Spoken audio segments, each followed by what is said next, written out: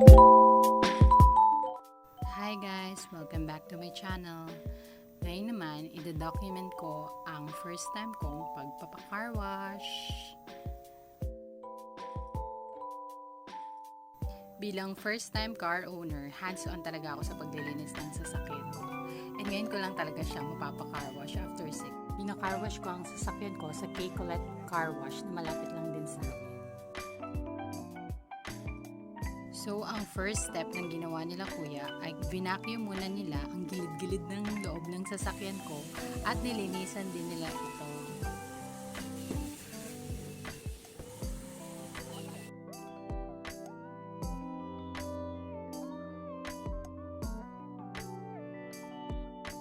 Makikita nyo naman ang gulong ko.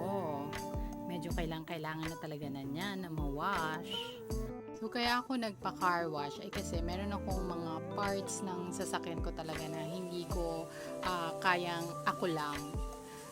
Kailangan talaga ng tulong. So, I think why not give it a try na ipa-car wash ang sasakyan. OC talaga kasi ako sa mga bagay-bagay. Pero yun nga, na-realize ko na mas mayroon silang gamit and materials. So, why not ipa-car wash na rin, di ba? Ganun talaga ako kahiyang sa sasakyan ko and gusto ko lang talaga siyang bantayan, ganyan. And nakakatuwa din na pinapanood ko yung paglilinis nila kuya.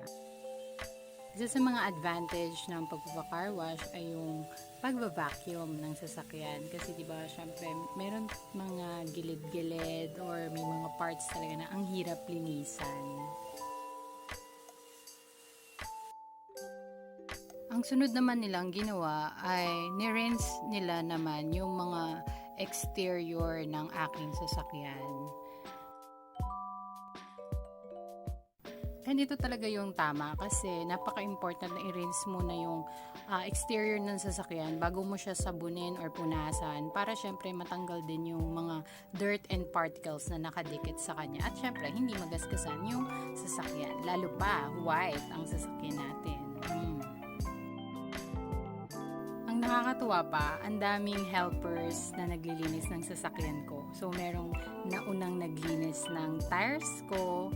And then, yung si kuya na isa naman ay nire-rinse pa rin niya yung buong sasakyan.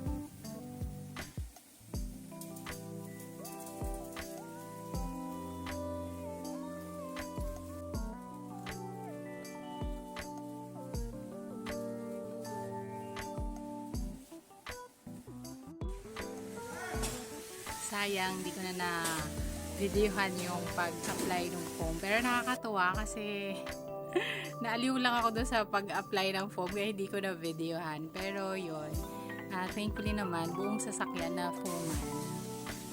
Ang mahirap lang kasi, pag ikaw yung nagsabon sa sasakyan mo, kailangan mo rin talaga siyang agad alisin eh. Kasi talagang didikit yung chemicals na nandun sa sabon. So, after applying detergent or any soap or shampoo to the car, you should already clean it or rinse it with water.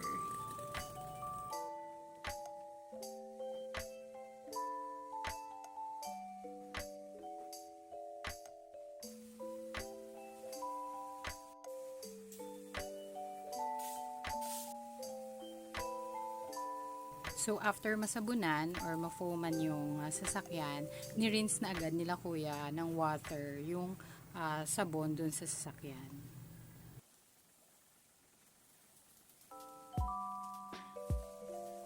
So, mabilis ang rinse ito kasi yun nga, hindi talaga pwede magtagal yung sabon dun sa sasakyan kasi didikit talaga siya.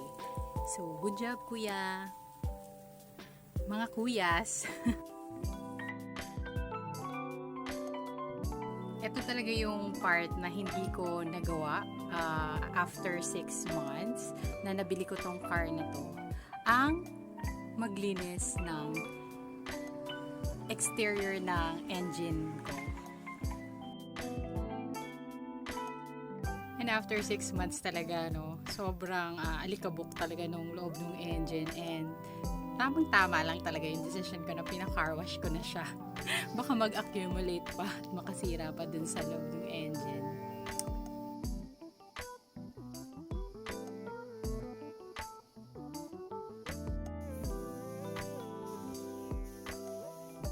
So there's a simultaneous air drying of excess water in this part, and the other kuya is still cleaning the external part of my engine. So maganda talagang magpa-car wash kasi naifo-focus na yung mga parts or mga bagay na hindi natin kayang gawin ng tayo lang. Ayan, looking brand new na ulit ang aking engine. Nakakatuwa. At malinis na siya. Ito sa part na to, wina-wipe na nila kuya yung mga excess water doon sa sasakyan and malapit nang matapos.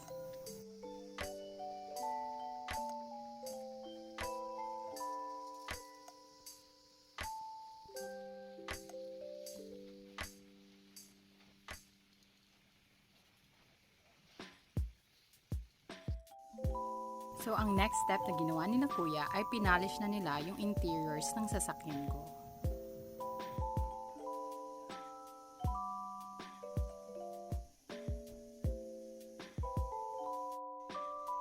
And of course, ang sinunod naman nilang ipolish ay ang exterior part ng sasakyan ko.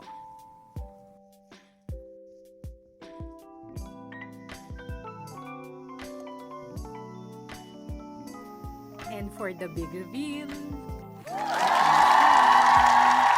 tada! Ayan, looking nyo na ulit at ang linis na niya sa loob.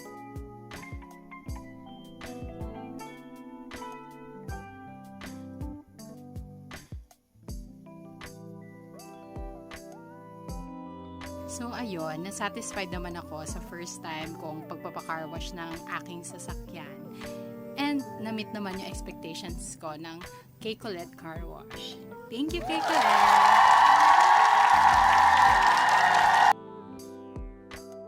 Ayun, so nakauwi na nga kami ng mga time na to and ipapark ko na ang aking bagong linis na sasakyan. So yun, ready na tayo for any road trip.